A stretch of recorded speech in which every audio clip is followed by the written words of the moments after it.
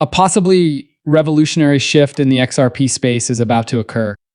The idea of destroying all of the XRP that is presently in escrow is a topic of much discussion.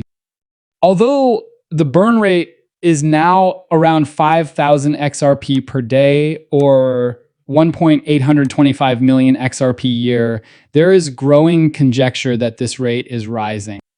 Intriguingly, some critics are claiming that up to 25,000 XRP being burned every day, and that this behavior is connected to Ripple's escrow account.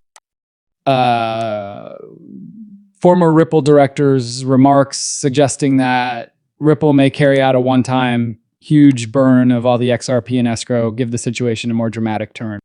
There seems to be more to the possibility of this occurring than mere conjecture.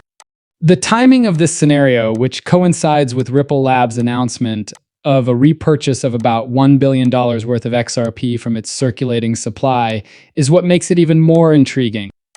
Many have the value of XRP could soar to $10,000 per token if Ripple burned off all of its escrow. According to my analysis, a valuation of $10,000 per XRP may be necessary for Ripple Labs to continue operating and developing, especially given the increasing number of partnerships the company is forming and the need for XRP to sustain these agreements. This opinion has been expressed in a number of articles, which claim that Ripple's cross-border payment relationships will cause XRP to reach $10,000. Given the growing size of Ripple's international alliances and their reliance on XRP, such a large increase in XRP's value is not only possible, but may even be required. Recent reports, both leaked in public, attest to XRP's global spread, and its growth trajectory has been nothing short of exponential. Notably, BlackRock plans to adopt XRP for cross-border payments, according to a leaked report. The main ideas of this research are emphasized, highlighting XRP's developing function as a worldwide cross-border payment system. The Central Bank of Ireland's recent revelation that they want to use XRP for cross-border transactions has added to this momentum. This action not only demonstrates XRP's dependability and effectiveness as a payment method, but it also formally acknowledges Ripple, the business that created XRP, as a registered virtual asset service provider. This is a strong endorsement of XRP's financial sector potential. Simultaneously, the global central bank of Japan has started using XRP into their international payment systems, with more than 30 central banks currently actively working together to create a central bank digital currency on the XRP ledger. This is a part of a broader trend. Out of these, 19 central banks are said to have bought more than $9.4 billion worth of XRP. Even the Fed's possible adoption of XRP through its instant payment service is not included in this calculation. The FedNow Instant Payment Platform is reportedly thinking about utilizing XRP to manage the blockchain component of its payment system based on material that has been released. This development demonstrates the increasing trust in XRP's technology and its applicability to contemporary financial applications. It is impossible to overestimate how important the US Federal Reserve's plan to acquire full control of XRP in Ripple Labs is. A major change in the financial landscape is represented by this action, which aims to prevent retail purchases of XRP. Instead of creating a conventional CBDC or central bank digital currency, the Fed is utilizing the effectiveness, affordability, and environmental friendliness of the Ripple system, which makes use of the XRP ledger and digital asset.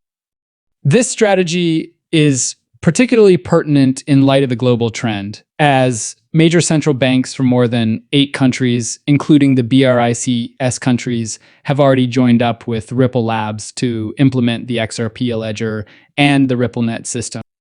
The Federal Reserve has openly said that XRP and XLM may play a significant role in the blockchain component of its FedNow payment system, underscoring their involvement in blockchain technology.